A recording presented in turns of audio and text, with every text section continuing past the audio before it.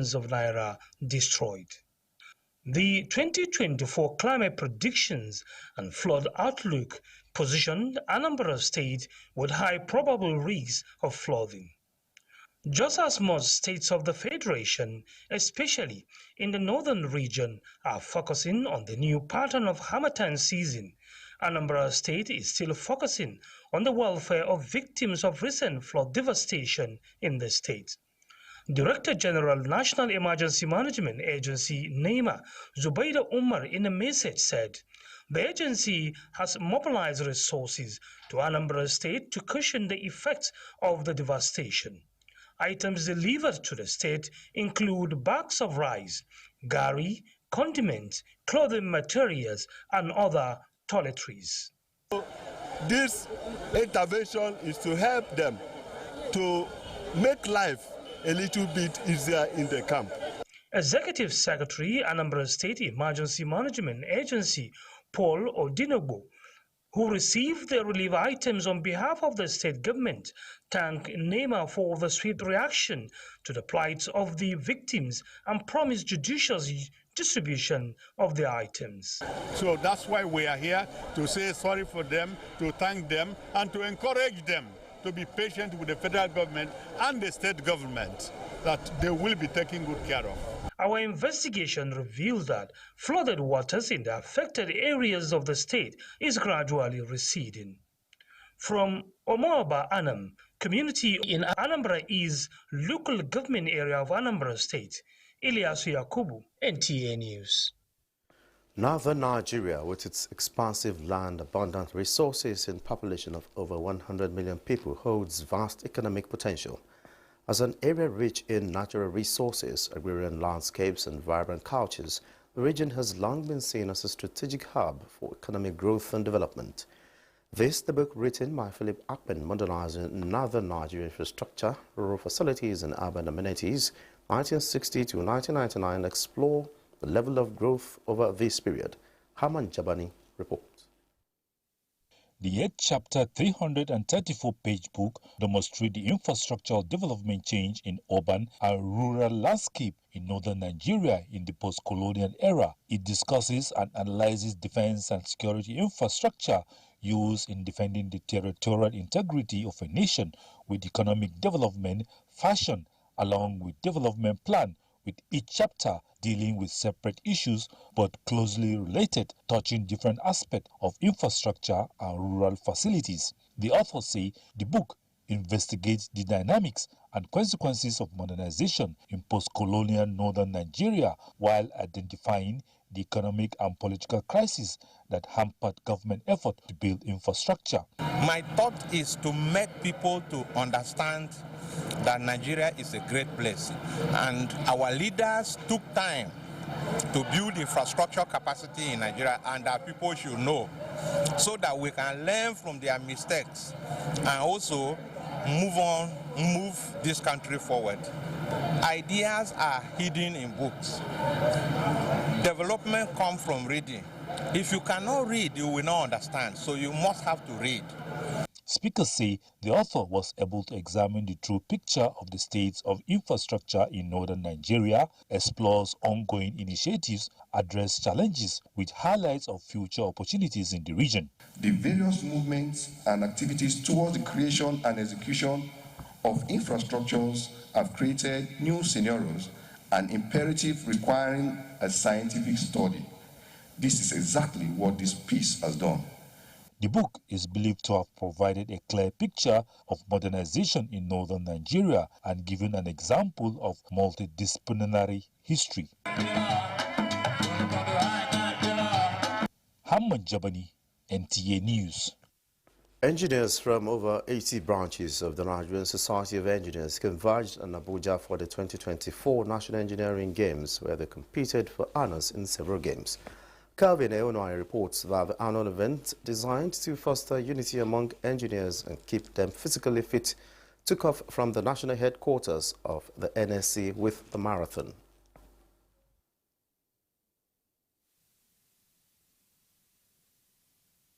We are expecting that our engineers will be fitter than they were before we started. And then we're also expecting some people will get prizes, or there will be prizes, there will be awards that will be given to members. And then most importantly, we would have achieved a broader network amongst our members. Other activities, including indoor and outdoor games, followed, such as football, tennis, volleyball, basketball, and others. President of the NSC, Margaret Oguntala, who commended the level of turnout, expressed confidence that the objectives of the games were met. Winning is a tradition in Abuja branch. Abuja branch is the best branch among all the branches of Nigeria Society of Engineers worldwide. And so in everything, we are known for winning. In group dynamics, we are known for winning. In football competitions, we are known for winning. In every competition we participate. Prizes and trophies were presented to winners at a ceremony witnessed by members and guests. And before we go, a quick look at Monday's weather forecast for Nigeria and other parts of the world.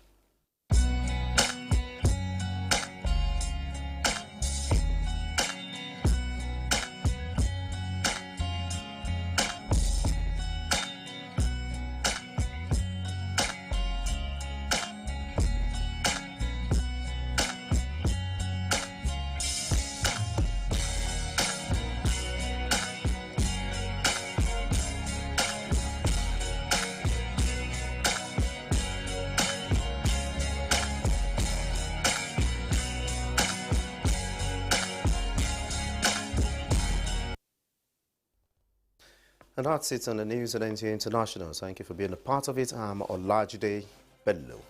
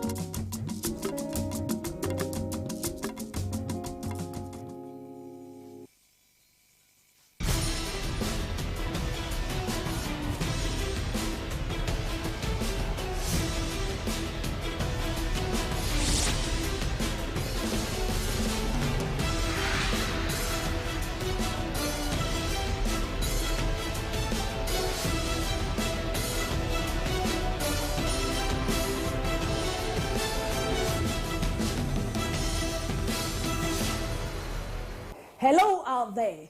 I'm glad and super excited that you could join us on this program once again. We start off today with basic facts about the ocean, which contributes over 70% of the oxygen that keeps us alive. Just as the Earth rotates on its axis, the ocean floor moves. Yes, you heard me right. The ocean floor actually moves. But for you, our esteemed viewers, please don't move anywhere. Stay with us on the program as we journey this voyage together. I remain your anchor, Moyoluwa Olutayo. Introducing the new face of the Nigerian Maritime Administration and Safety Agency, NIMASA. We are charting the direction for our maritime and regulating the industry for a better, bigger, and more economically stable Nigeria. Evolved to serve you better. We are NIMASA. New face, rejuvenated service. NIMASA, changing the tides in your favor.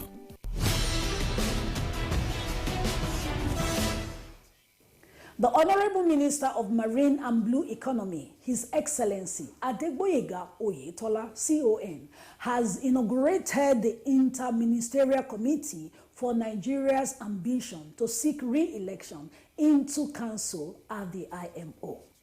Speaking at the inauguration held at the boardroom, Federal Ministry of Marine and Blue Economy, Abuja, Oyetola said the campaign must be all-inclusive, taking into consideration diplomatic and operational strategies in soliciting for votes to yield good dividends. Minister of Marine and Blue Economy, Adegboyega Oyetola, CON, has called for comprehensive action in Nigeria's bid to be elected to Category C of the International Maritime Organization, IMO Council, as he inaugurated an interministerial committee to promote the campaign. Speaking at the inauguration held in the boardroom of the Federal Ministry of Marine and Blue Economy in Abuja, Oyetola stated that the campaign must be all-inclusive, considering both diplomatic and operational strategies in soliciting votes to achieve positive outcomes. Interested member states of the International Maritime Organization are agreed to contest to the 2026 to 2027 Executive Council and the 34th regular session of the Assembly scheduled for November-December 2025 at the IMO quarters in London. The need for Nigerian return to council is imperative in view of our strategic location and significance as a hub of maritime activities and as a voice of the region of the IMO Council, where crucial decisions are taken in respect of international maritime shipping and trade. In addition, opportunities, benefits also exist for member states in the areas of technical assistance, manpower, and institutional development, and political influence or recognition. The Interministerial Committee for Nigeria's election to the IMO Executive Council at the 34th regular session in 2025 comprises high-level officials led by the Permanent Secretary of the Ministry, Mr. Olufemi Oloruntola. The committee is tasked with identifying activities and actions that will promote Nigeria's standing in the IMO community by articulating and showcasing the country's maritime achievements. In order to further consolidate on the country's achievements in the IMO, Mr. President had approved that Nigeria should contest the IMO elections into Category C of the Organization Council at the upcoming 34th regular sessions scheduled for November-December 2025 in London. In line with the President's approval, I hereby inaugurate this interministerial committee for Nigeria's election campaign to the IMO Executive Council. The interministerial committee comprises high-level officials led by the permanent secretaries, the responsibility of which, among others, include identifying activities and actions that will promote Nigeria's good standing in the IMO community through articulating and showcasing Nigeria's maritime achievements, as well as providing timeline of activities and progress expected to be made, which will serve as a guide prior to the election period, as will be indicated in terms of reference. Members of the committee include the Director of Maritime Security and Safety from the Federal Ministry of Marine and Blue Economy, Mr. Babatunde Bombata, and the Director General of NIMASA, Dr. Dayo Muberiola, who will serve as alternate chairpersons. Other members are the Directors of Legal Services and Maritime Services from the Ministry, the Director of the International Organizations Division at the Ministry of Foreign Affairs, the Managing Director of the Nigerian Ports Authority, the Executive Secretary of the Nigerian Shippers Council, the Managing Director of the Nigerian Inland Waterways Authority, and the Rector of the Maritime Academy of Oron.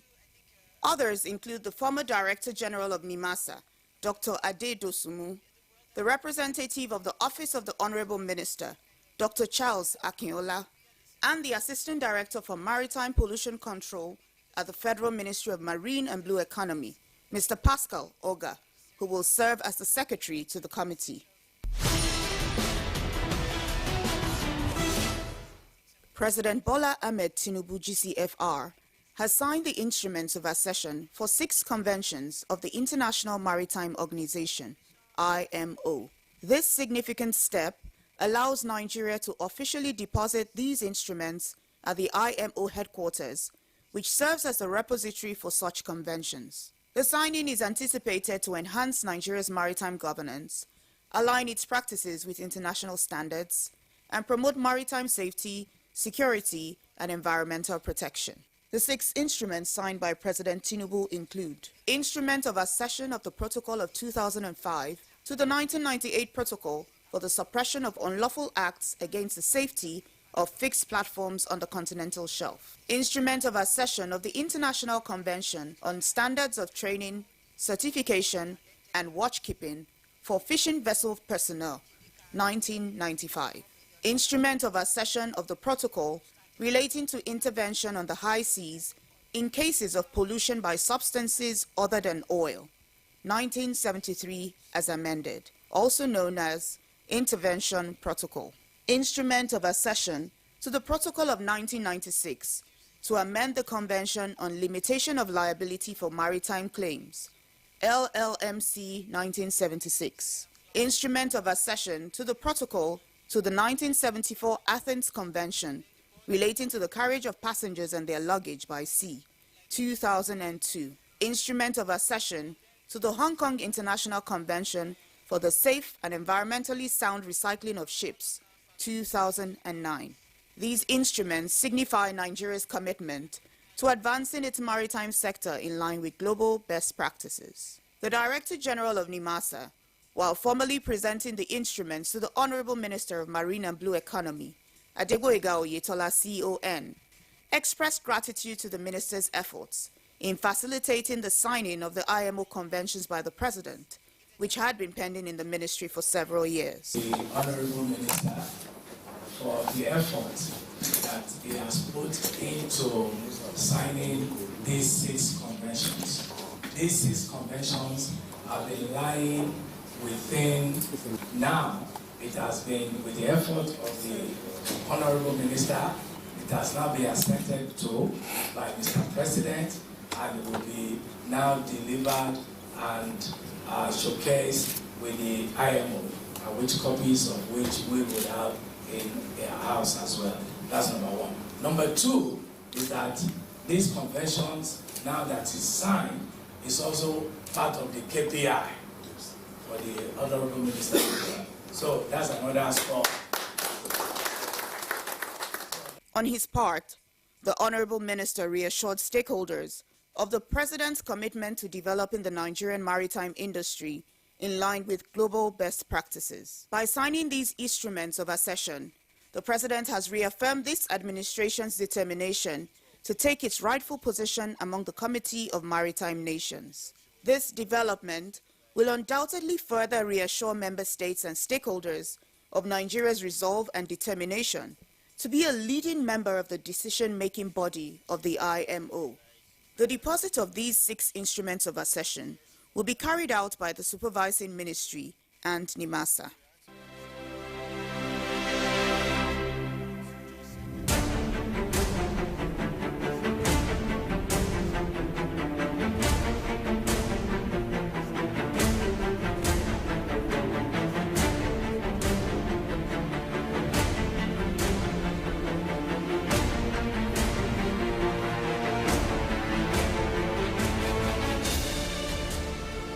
The Nigerian Maritime Administration and Safety Agency will share details of its findings from the helicopter crash into the Atlantic Ocean near Bonny Finima with the International Maritime Organization, the IMO. This follows the recovery of the flight data recorder and cockpit voice recorder, commonly referred to as the black box, by an interagency collaboration involving NIMASA, the Nigerian Navy, the Nigerian Safety Investigation Bureau, NNPC, Hydrodive, and other local and international search and rescue partners. This is the crash site of the ill-fated helicopter. This recording was made on board the NIMASA Deep Blue vessel, operated by the Deep Blue team from the Nigerian Navy.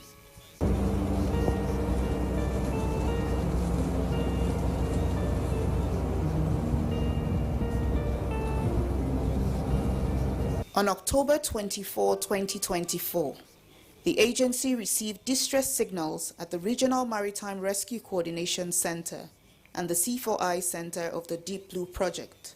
This information was shared with the Nigerian Navy, which immediately deployed NIMASA's specialized search and rescue assets to the crash site to locate the downed aircraft and conduct recovery efforts under challenging conditions.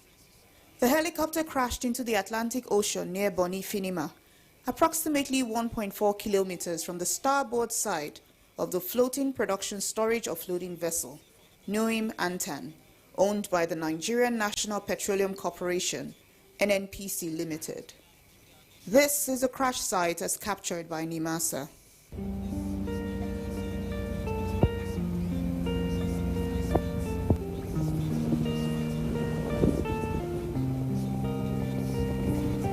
NIMASA, working closely with the Nigerian Navy, the Nigerian Safety Investigation Bureau, NNPC, Hydrodive, and other local and international search and rescue partners, has successfully recovered the flight data recorder and the cockpit voice recorder from the Sikorsky SK-76 helicopter with registration number 5NBQG. With the recovery of the black box, over 80% of the helicopter wreckage has been retrieved. Other items recovered include the rotor, 3 blades, the engine, gearbox, windows, cockpit overhead panels, the electronic locator transmitter, and the tail.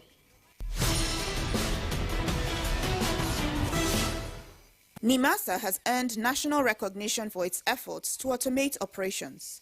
Today on the program, our correspondent at NIMASA this week had a one-on-one session with the team lead for the Information Technology Unit. The first question was about how the agency has embraced automation. The ICT unit is instrumental to NIMASA achieving its core mandates. We're in the age of digital and technological revolution as it relates to automation, and what that is supposed to do is to ensure that we automate our processes and improve efficiency, productivity of the workers, and as such make sure that our external and internal stakeholders are happy with our output, so to speak.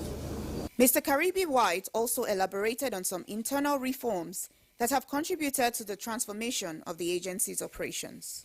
The ICT is instrumental to every department. We sometimes say that it's a pivot for which all other units, revolve around. From support services to actually bringing out those departments through our websites, designing applications that makes their jobs easier to perform, and in general, even in helping them just to make their work a little bit better. The ICT unit is involved in each and every aspect of this, and will continue to strive to bring them into the fold. That's any unit or any department that requires the help of the ICT.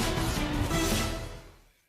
are watching Nimasa This Week. This is Nimasa This Week. You are watching Nimasa This Week. You are watching Nimasa This Week. The voice of maritime in Nigeria. Keep watching. Keep watching. Stay tuned. Stay tuned. We are #1. Nimasa This Week, the voice of maritime, showing on these stations.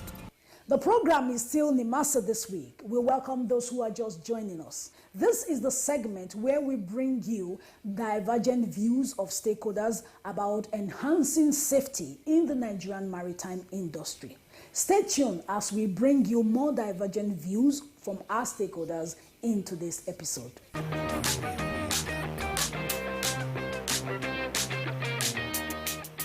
My concern is about the safety of our workers, our members on various vessels, either in dock workers, either in seafaring, either in everywhere. Their safety first before you become anything in this world. If you don't take care of your domestic workers properly by giving them safety, how do you expect them to thrive? Safety first. Safety is the order of the day. And you must make sure that you ensure that all the workers, both on board and ashore, and even at the terminals, where the right of those workers will be adequately protected. The team this year is very apt, navigating the future. What do we mean navigating the future? I will speak as WISTA president.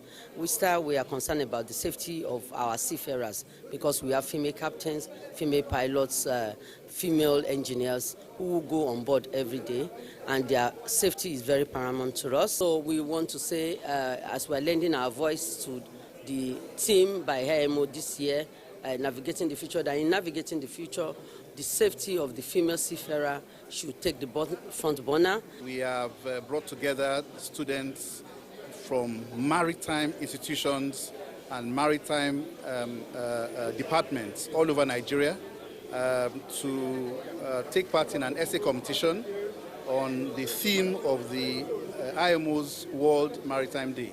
And today we are celebrating the first 10 of these students. As you can see, there are cadets among them. As you can see, they are young, bright stars that we've brought out into the open on behalf of Nimasa.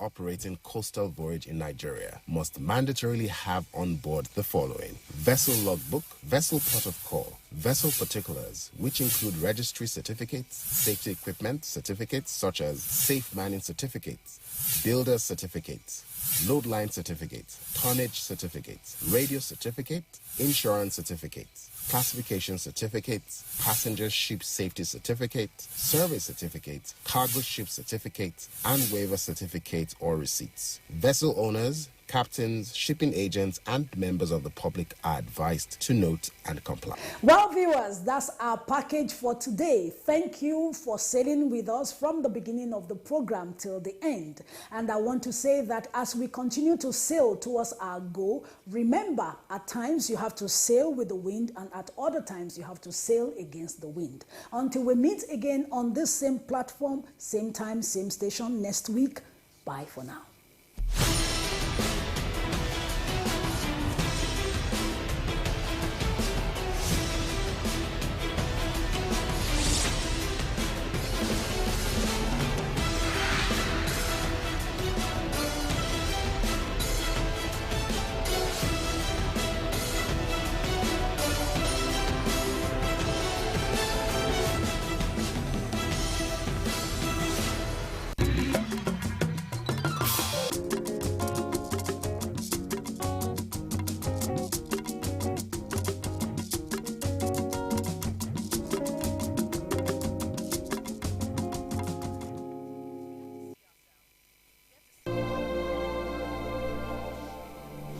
Just like other kingdoms and empires that existed before the coming of Europeans, so was the Beja kingdoms.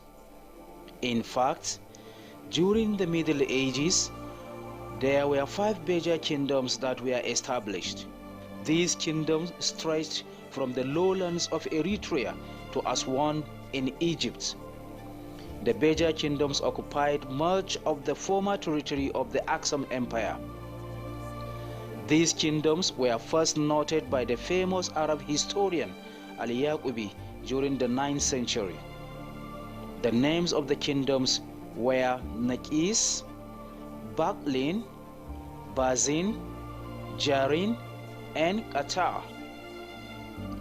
These kingdoms bordered each other and the powerful Nubian Alodia kingdom.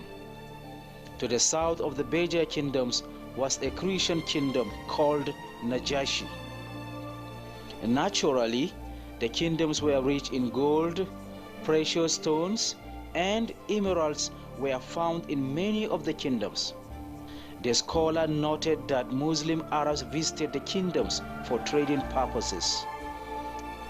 The rise of the Beja ethnic groups was one of the main reasons for the demise of the Aksumite Empire in the 7th century. Raids and invasions by the Beja kingdoms weakened the state of the Aksum Empire. Also, due to the rise of Islam, they lost control of their trading routes on the Red Sea coast. The Beja capitalized on this and managed to take over much of Aksum's territory. Towards the end of the 7th century, a powerful Beja ethnic person called the Zanafaj acquired a unified structure, penetrated the Eritrean plateau through the valley of Gash Bakar, and raided the Aksumites. Much of the Eritrean highlands were overrun by Beja ethnic men, and many of the dispersed Aksumites fled southwards. After the fall of Aksum, the coastal regions were occupied by the Beja. The Beja kingdoms were subdivided by tribes and clans. These clans were noted by Ali Yaqubi to be the Hedareb, Suhab, Amarar, Kubir, Manasseh, Rasa, Arbaria, and Zanafaj. It was also noted that the Kunama were a part of the kingdom, due to the fact that they were called Bazin by Abyssinians. The Beja tribes were on good terms with Muslim Arabs who walked and visited their kingdoms. At the time that Ali Yaqubi visited the kingdoms, the Bazin kingdom was at war with the Nubian kingdom of Alodia. The Beja kingdoms were warlike and powerful nations who were skilled at warfare. There was a Beja tribe that was described as a warrior clan. The name of the clan was Daras Sawa. The young men of this particular tribe were sent to military training school where they were trained for war and combat. This is the network service of the NTA. Abuja, are you ready? The Nigerian Mining Week is back and bigger than ever. Join us for this 3 days high-level strategic conference where you connect directly and engage with mining industry leaders, government officials, international investors, and over 60 solution providers from around the world to shape the future of Nigeria's mining sector. Conference date is 18th to 20th November 2024 at Continental Hotel, Abuja. Register for free today at www.nigerianminingweek.com. Nigeria Mining Week. Unlocking Nigerians' mining potential.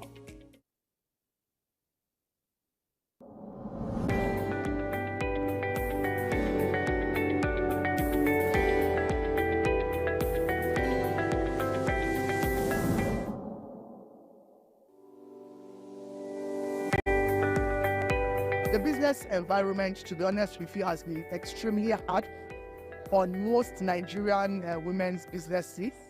And of course, harsh for a number of reasons. There is no way you would increase or move subsidy and increase the price of fuel that it doesn't have the counter effect.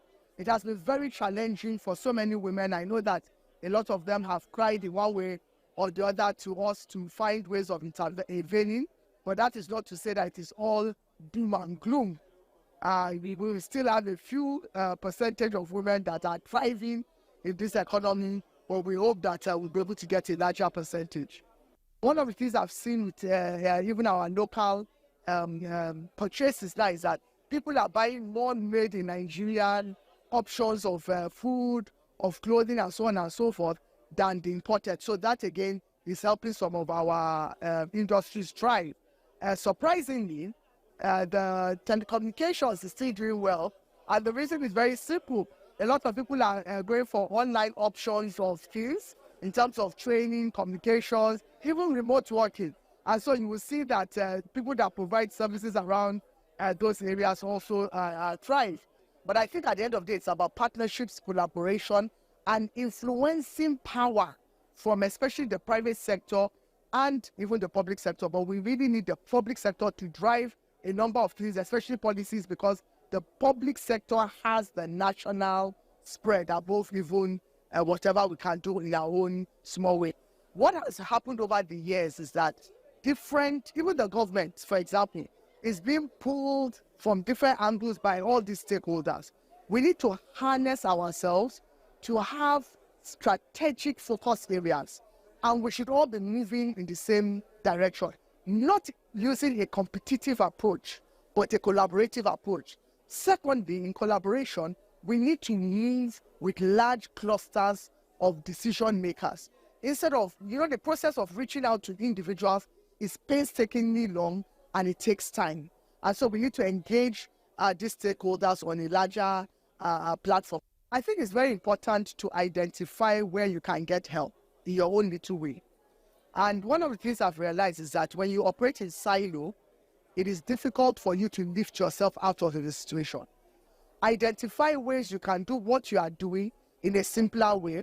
And if what you are doing is no more profitable, why not find out what can you do in the meantime that will help you? You need to think outside the box and then connect.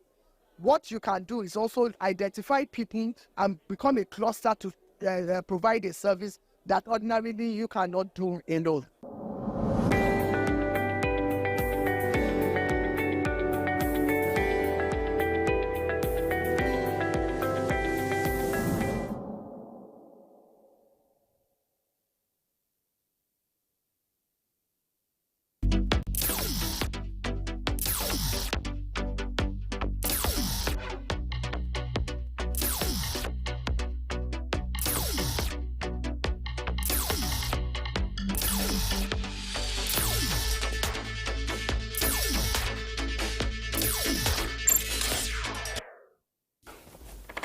In the past, writing was a skill that demanded not just mastery of language, but also a deep understanding of the subject matter, as well as countless hours of meticulous research.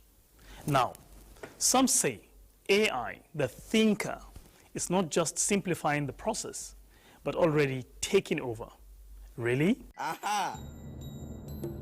Bro, I tell you, this match 3-0. Okay. If I win you, something will come out. Don't play with me. Fast ball. Ah, you know what? You go shot. Bro. Now we got this man.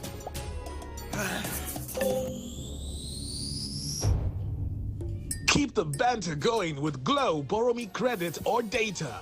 Dial star 303 hash to borrow airtime or data and pay later. Is it ready? Only one thing I did it. Okay.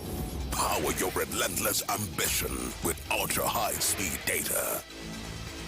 Glow Unlimited.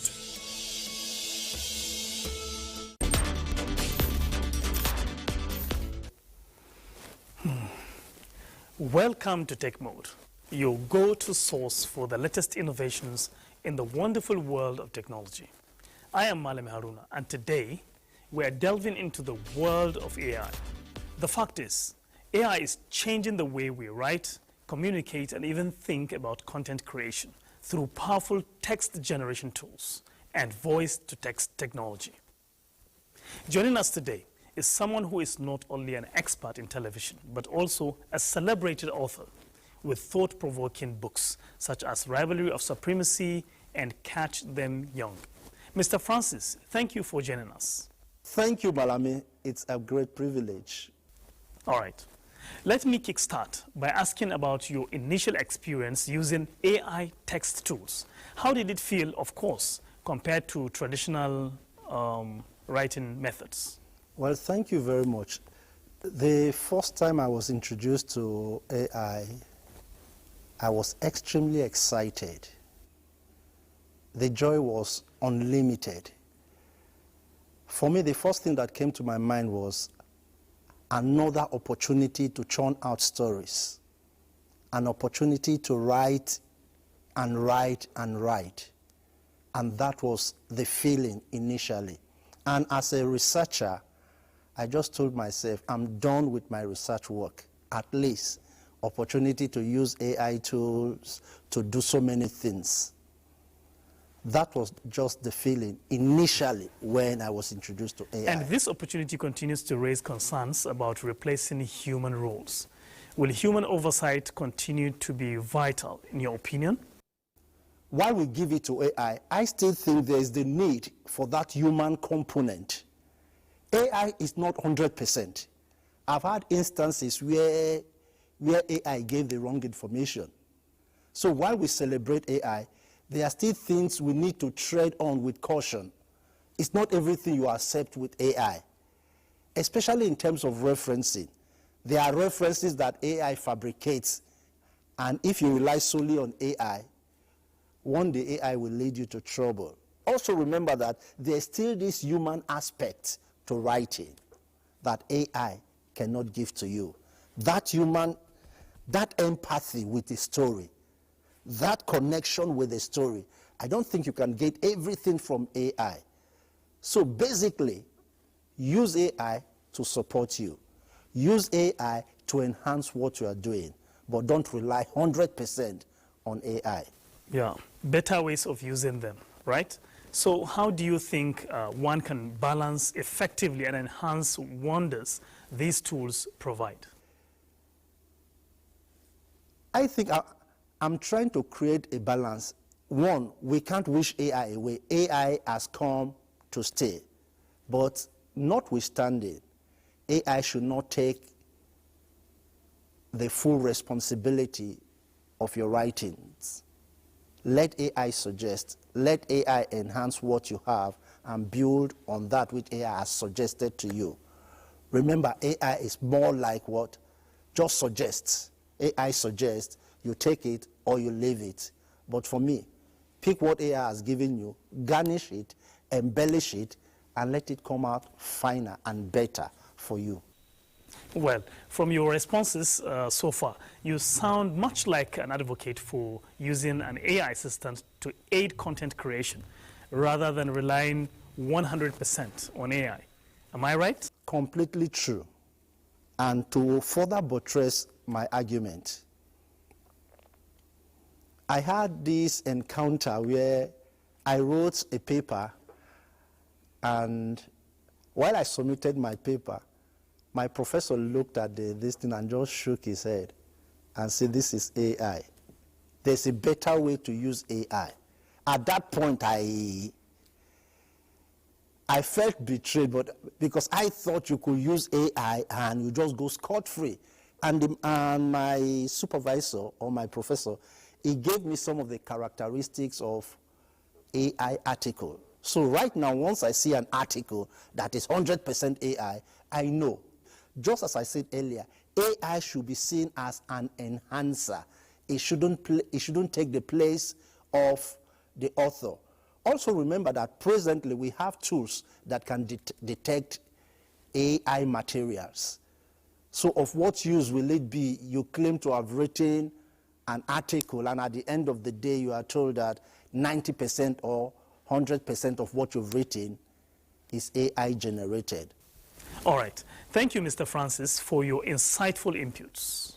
It's a great privilege.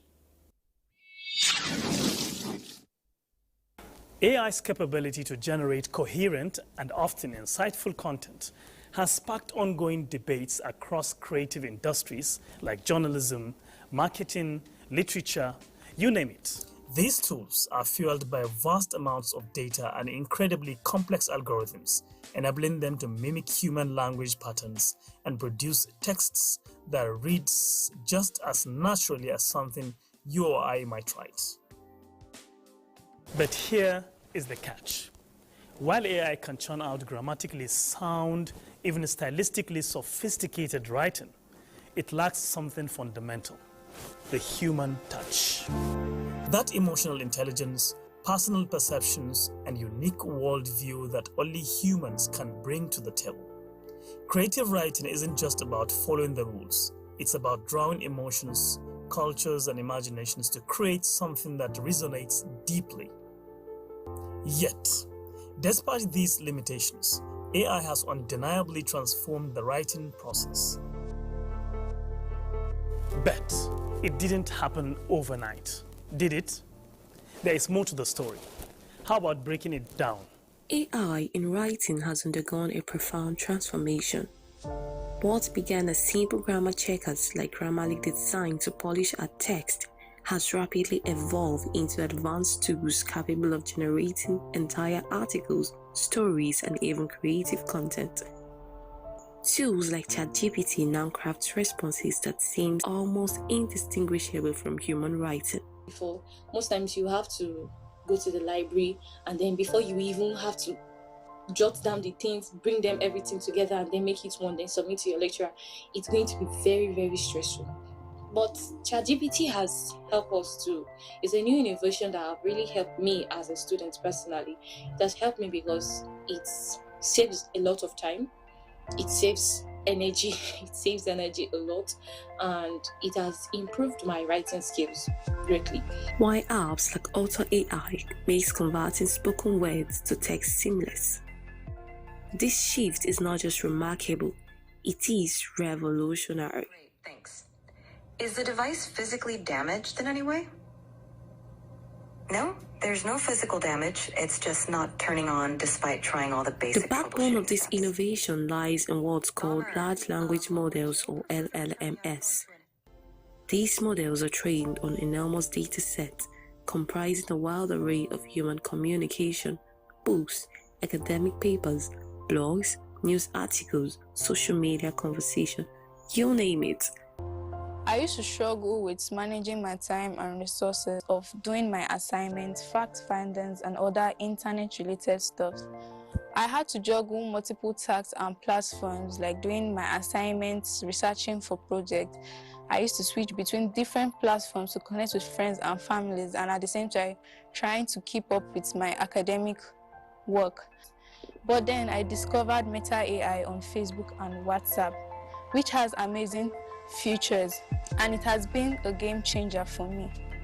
Having Meta AI is like having a personal assistant, a librarian, and a study buddy all in one. By analyzing the nuances in how we use language from structure to tone, this AI system can predict what comes next in a sentence, respond to questions, and even engage in detailed conversations.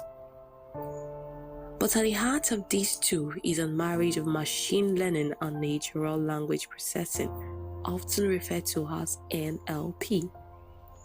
Machine learning enables the AI to learn from vast amounts of text, while NLP allows it to interpret the rules and structures of language. Then the neural network now help it to now produce a good response that we, the human beings, can understand. Because if it should present that data the way it is, we might not understand it. Together, they create systems that can generate content that mirrors human speech patterns. They don't just piece together random words. They understand context to a certain extent, enabling them to adapt their tone or style depending on the inputs they receive.